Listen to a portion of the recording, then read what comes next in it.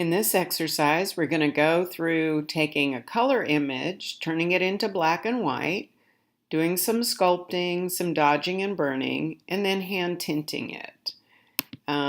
This is kind of just an example of a direction to go. It would depend on how you want to do it. Here's our original image. I've pulled out the layers palette just so you can see what we're doing. I wouldn't normally work with it sitting outside of the stack. Okay, so the first thing I'm going to do is an adjustment layer of black and white. Down at the bottom right corner of your screen, you'll see the properties, and you can actually make choices on the lightness or darkness of the various elements. Don't make them too dark. So for example, if I took cyan all the way down, now the body is black and I can't put any color in there. So remember, you want to add some color. Once I'm happy with it, I can leave this adjustment layer the way it is, or if I find it confusing and I know I don't want to make changes, then I click on the pop-out menu, merge down, and it now makes that change permanent. To do a sculpting layer, I tend to do the sculpting layers first. I'm going to duplicate my layer. You can either do Command J or you can press and drag down to the new icon. That will give you a copy of the layer. I'm going to click on that and type in sculpting. Next, I'm going to set it to multiply, which will let me know what the effect is going to be. And I'm going to add a blur, Gaussian blur.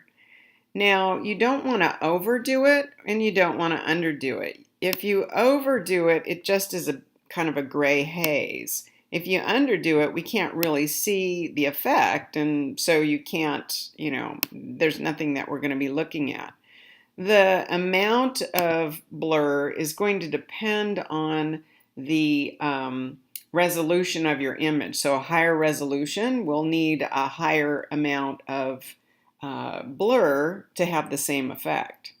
I now want to hide part of this layer, so I'm going to click the mask, and I'm going to B for brush, and X will change my background and foreground color, and I'm going to go in and kind of paint out some of the areas that I want to, just add a little more maybe lightness to. Now in some images, that's going to be an area that's really dark, and you want to, maybe this effect made it too dark, and so you want to bring it out a bit.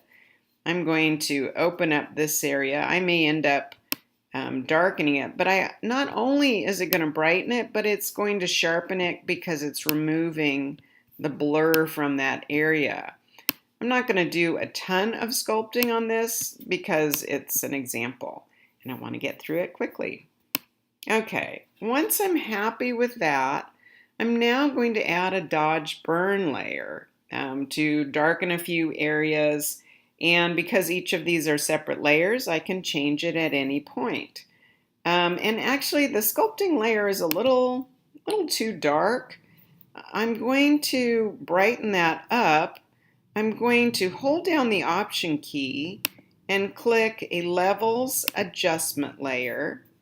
And now unclick the Option key, check Use Previous Layer. And I'm actually going to use this level just to brighten up the whole thing.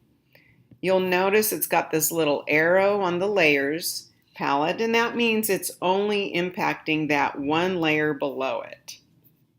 Okay, so now I'm going to hold down the Option key, click the new icon, call that Dodge Burn, change the blending mode to soft light, fill with soft light, and that's going to give me a gray layer, and I can now darken or lighten certain areas. I'm going to kind of darken the edges, so I'm using the X key. Now check your foreground and background to make sure that they are black and white. If they're not, use D for default to return to it. And I'm going to kind of darken maybe some of the edges, I like the eyes to stay bright. And I think I'm going to kind of darken maybe the inside part of, I don't know what you call this part on a peacock. And maybe darken a little bit underneath the chin because I want that breast area to kind of pop out. So I'm not doing a ton of work. You probably would do more. And now I'm going to start to color it. To color it or tone it, I'm going to press the new adjustment layer, go to solid color, and it doesn't matter what I click on initially because you're going to see this solid color. Now change the blending mode to soft light.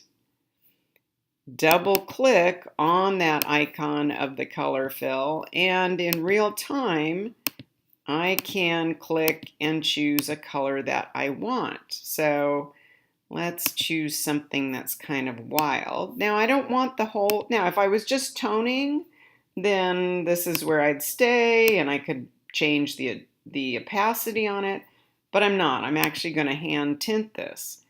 I'm going to click on the mask, edit, fill with black, because I'm now just going to come in with a white brush, and I'm going to bring up my opacity on the brush so we can see more of what I'm doing.